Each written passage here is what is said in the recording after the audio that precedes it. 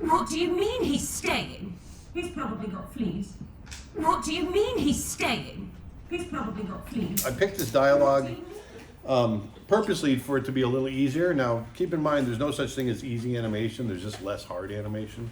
Okay? And so, how many of you guys are familiar with the term phrasing in your dialogue? A good third of you. The way I think about phrasing in dialogue is you'll get a piece of dialogue, okay? And I use this in my storyboarding as well. When you listen to your dialogue, you know, each phrase in that dialogue is going to convey an idea. And usually that idea can be represented by a pose, maybe sometimes maybe two poses, but usually it's just a pose or two, and that's it. And then you go to the next phrase, and that's another idea, and that might be another pose. And that's kind of how that's how I'm approaching this. So I've got a piece of dialogue here. I'm going to turn this up.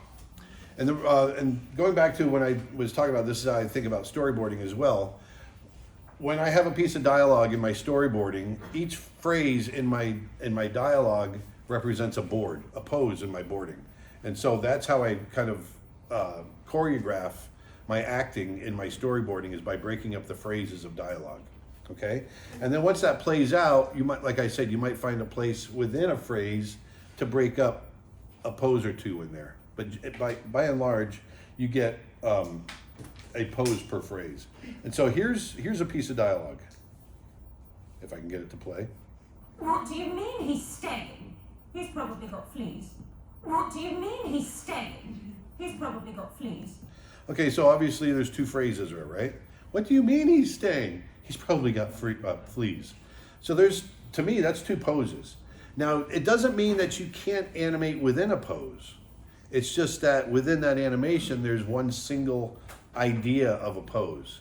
So in my mind, and I want to keep this simple, and I want to be able to animate it while we're here in the next hour and a half.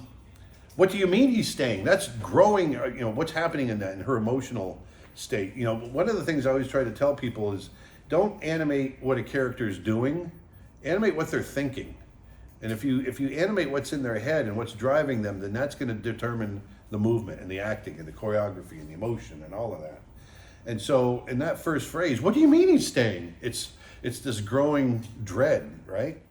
Just, you know that, and I say this, you know, saying, you know, there's animation you can do between each pose, but you want to make sure, and this just comes from experience, you're not over animating.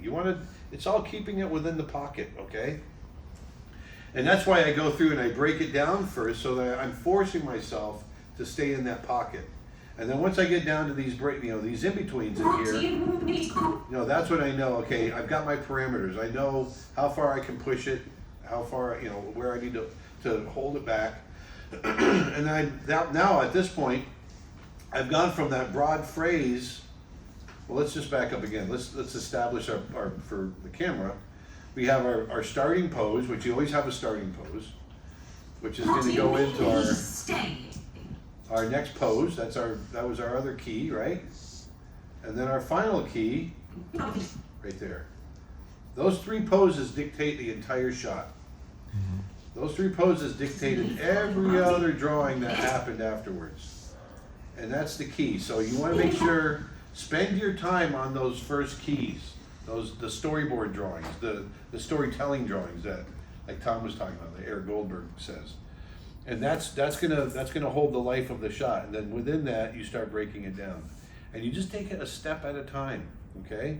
At first I'm thinking about, you saw, I wasn't worrying about where everything fell in the timeline. I just knew I had to hit a certain movement. I knew I needed her to walk forward. I knew I needed her to back up. And I need the drawings to do that. And so the first step is just to create the drawings in order to create that action.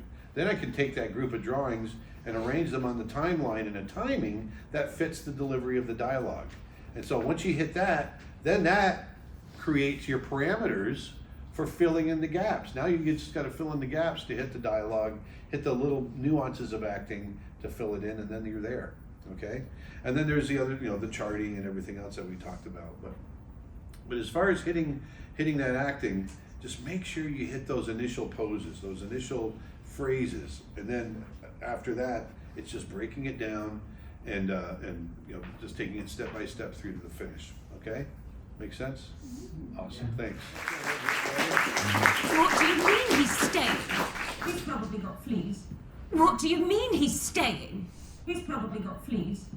What do you mean he's staying? He's probably got fleas. What do you mean he's staying? Awesome. He's probably got fleas. And don't be afraid to push poses like we did here. Boom. Look at that. Oh, oh, oh. Change shape. Squash and stretch. That's what it's all about. It's one of the fundamentals of animation, so use it. Okay? And that's not just a bouncing ball. It goes into your character animation. You know, that was one of the things I always, you know, I get questions from young people saying, yeah, I get the bouncing ball and I get all that kind of stuff, but what's that got to do with character animation? This right here, that's where the squash and stretch comes from. Okay? So put it in your animation.